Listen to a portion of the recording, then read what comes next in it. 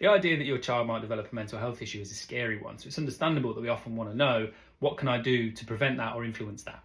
Let's talk about how mental health issues develop and see where that lies. So, the assumption about how a mental health issue comes about, so how I think, feel and act, which is all part of your mental state, is a combination of two things. Current life events, things that are happening or have happened recently, and my lens on the world in general. So for example, I might experience some bullying, which is always awful. So I could have a very healthy lens and that will still affect me, but it might affect me differently if I'm already carrying around the idea that I'm not good enough and people don't like me. It's going to hit me even harder, if that makes sense. So the role of a parent comes in up here. Generally speaking, your lens on the world, or how you see yourself, how you see the world, is a combination of nature, so maybe some biology. It seems like I came out of the womb shy.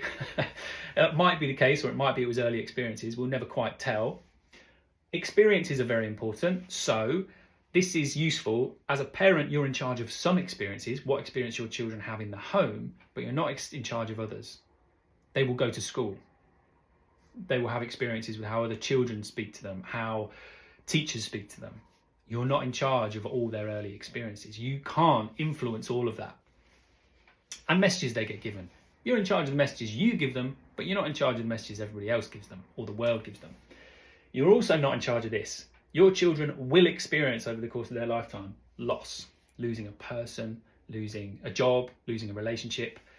Actually, being affected by that, having a period of depression, is a pretty usual response to loss, even if you've got a very healthy lens. And that's a really important point.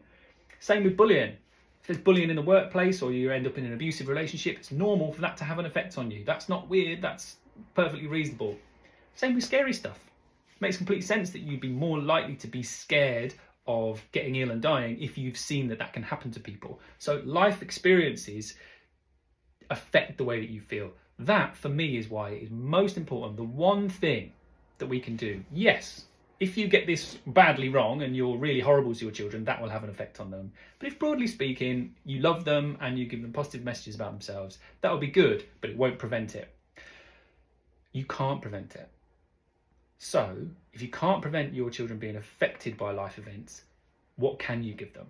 For me, it's the message that emotions are reasonable, they are normal, and they are okay to talk about. If we teach our children that when you feel anxious, you've got to get rid of that, or it's not acceptable to be angry in this house ever, what that does is it makes the child not be able to. So when they feel that way, I can't do that, so I have to do something to get rid of it. Either I've got to distract myself by being really busy, gambling, drinking, working too hard. But if I can teach my child it's all right to feel, by responding to them when they're upset by saying, yeah, you feel anxious about this? Yeah, that's fair enough. Yeah, I get anxious sometimes too. Do you want to have a cuddle? That teaches my child it's okay, it's normal. My parents feel this way sometimes too. And it's all right to talk about. That means they're more likely to be able to respond to these things in a more helpful way and not put pressure on themselves to not feel.